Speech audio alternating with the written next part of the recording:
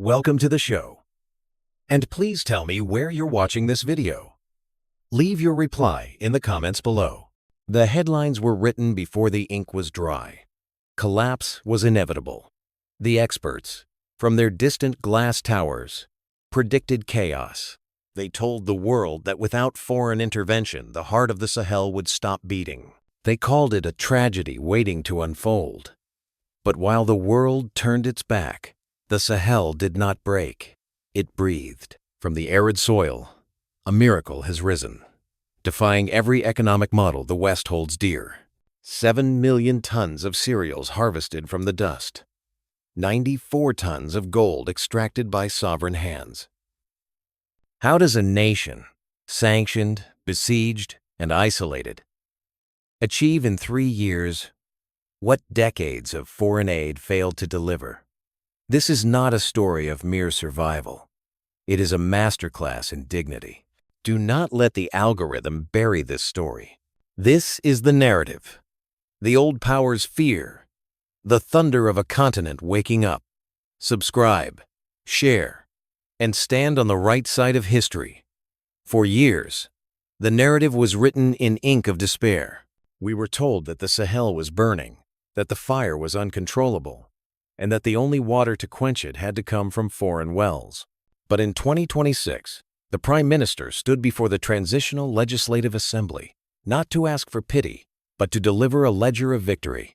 The security report is not merely a list of statistics, it is a map of dignity reclaimed. The headline figure is undeniable: 74%. Nearly 3/4 of the national territory has been wrestled back from the grip of terror. This is not empty land on a map. These are 73 prefectures where the flag flies again. These are town halls where the administration has returned. These are over 600 schools where the silence of fear has been broken by the sound of children learning. How did this happen? It began with a fundamental shift in philosophy. The defense of the homeland is no longer outsourced. It is owned. The numbers speak of a nation mobilized. The ranks of the fighting forces have swelled not with mercenaries, but with patriots. 16,000 soldiers of all profiles have been recruited. 2,000 police officers have joined the line. And perhaps most significantly, nearly 15,000 volunteers for the defense of the homeland have stepped forward. These are farmers, teachers, and shopkeepers who traded their tools for rifles, not because they love war, but because they love their soil. The Prime Minister stated clearly, the gains made in terms of army reorganization, equipment, and weaponry are unprecedented. The skies of Burkina Faso are no longer blind. They are watched by high-tech drones and warplanes that scan, track, and neutralize threats daily. The ground is no longer porous. It is held by 28 rapid intervention battalions and 13 mobile intervention units. Crucially, the doctrine of war has changed. No longer are the strategic officers trained in foreign academies that do not understand the Sahelian terrain. They are trained here, on this soil, at the TFO Moro, Higher Military Education Institute. They fight with a doctrine rooted in their own reality, not a manual written in a distant capital. This is the broom. The iron will of a people sweeping away the debris of insecurity to reveal the fertile ground beneath. They have resettled 442 villages. They have turned red zones into zones of life. But let us be clear. This victory is not just about holding a gun. It is about holding the line against a narrative of failure. They have proven that when a people decide to stand, no terror can make them kneel. Yet, reclaiming the land was only the first battle. To keep it, they needed something stronger than guns. They needed to win back the soul of the people and feed a population that the world thought would starve. The true measure of this revolution is not just found in the silence of the guns, but in the noise of the return. For years, the roads were filled with the sorrow of departure families fleeing into the unknown. But in 2025, the tide turned. We witnessed a migration of dignity. 1,160,935 people have walked back to their ancestral lands. They have returned to 871 localities that were once marked as ghost towns. This is the Great Resettlement. It is the sound of a key turning in a rusty lock, the smell of a cooking fire in a courtyard that has been cold for too long. But the government did not just send them back to the ashes. They rebuilt the foundations of life. The terrorists wanted to bury the future by closing schools. Burkina Faso answered by reopening over 600 educational structures. In classrooms where fear once ruled, English is now taught, and civic training molds the patriots of tomorrow.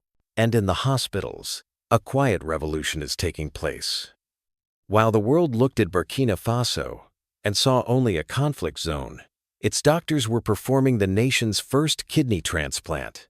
In Bobo Dioulasso, a new radiotherapy center is treating cancer patients. In 2026, the foundation stone for a specialist heart institute will be laid. This is the audacity of the Burkinabe spirit. In the middle of a war for survival, they are not just patching wounds, they are advancing medical science. This spirit is encapsulated in the Faso Mabo initiative. It is a rejection of the welfare state mentality that waits for a donor to build a road or a clinic. Instead, it is the people themselves, the youth, the workers who are mobilizing to build their cities. It is an endogenous approach to urbanization, proving that the only hands that can truly build Burkina Faso are Burkinabe hands. The Prime Minister called it a new social and political contract. It is a contract signed not with ink, but with sweat. It is the refusal to be a victim. They rebuilt the walls, and they healed the bodies. But a fortress is a prison if there is no bread inside. The world thought starvation would be their weapon, but the soil had a different answer. The most dangerous weapon in the imperialist arsenal is not the missile. It is the dependency on imported grain. For decades, the script was written.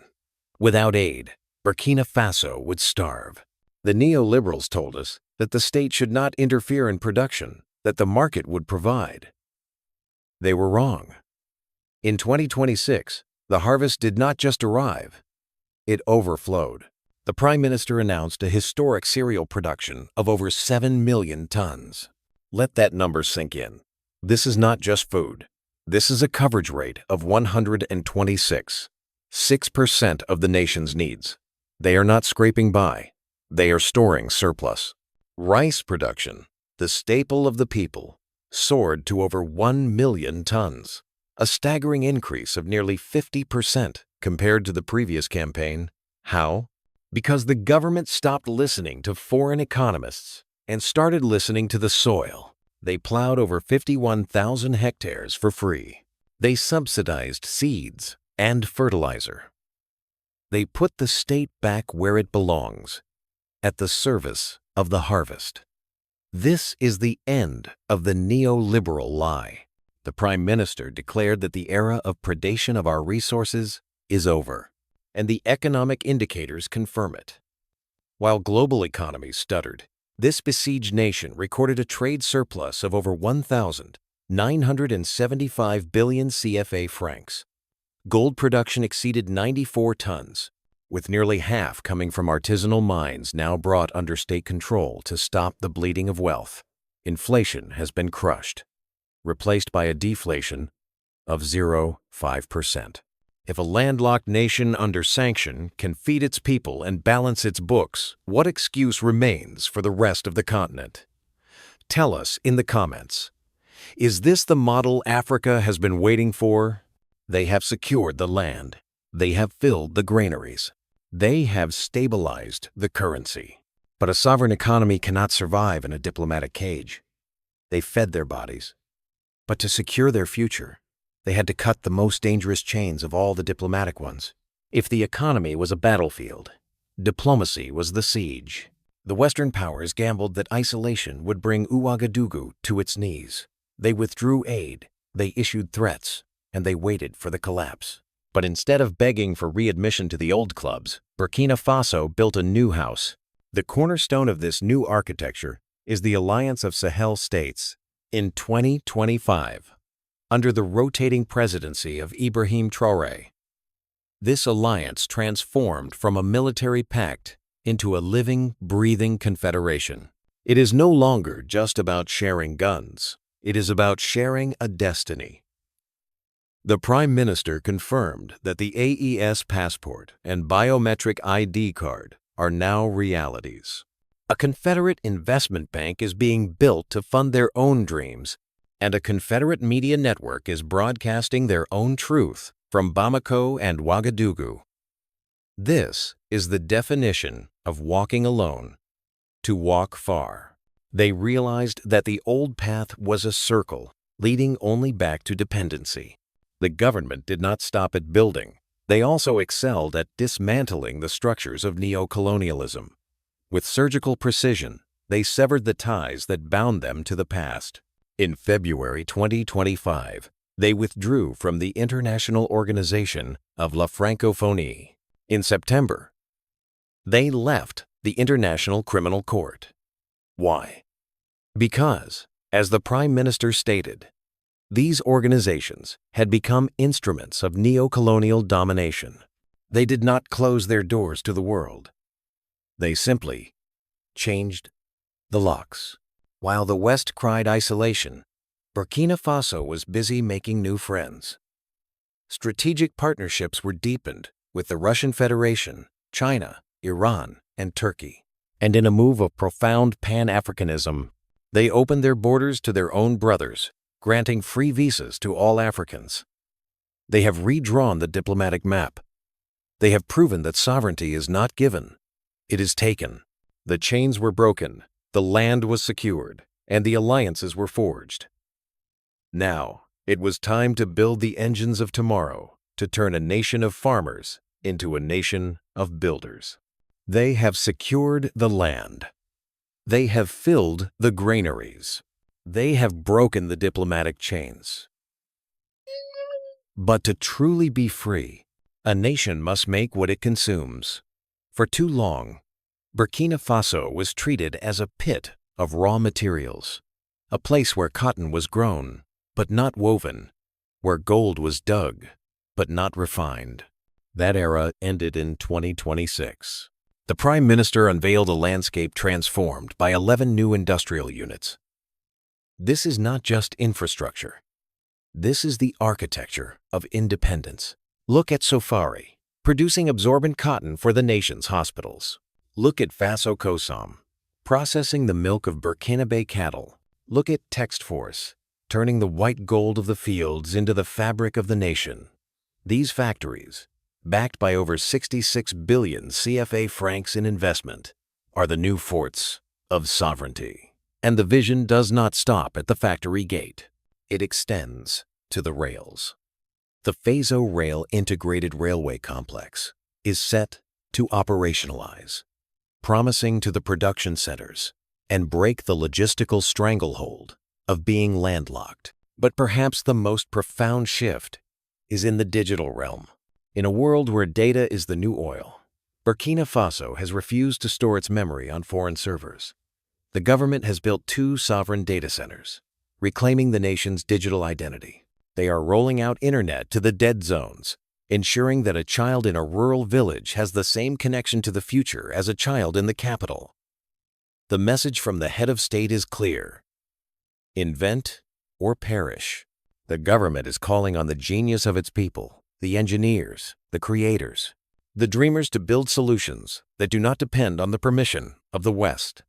This is the new Burkinabe reality. It is a country that is paving its own roads, processing its own food, and coding its own future. This is not just a report. This is a blueprint. And the architects are no longer in Paris or Washington. They are in Ouagadougou.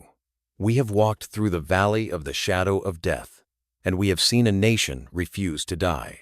We have seen a people who were told they were too poor, too weak, and too divided to stand alone. And yet, here they stand not on their knees begging for aid, but on their feet, building their own destiny. This is the lesson Burkina Faso offers to the world, that sovereignty is not a gift granted by the powerful, it is a prize seized by the brave. From the reclaimed fields of the Sahel to the new factories of Ouagadougou, the message is clear. This is no longer a country of victims. It is a country of architects.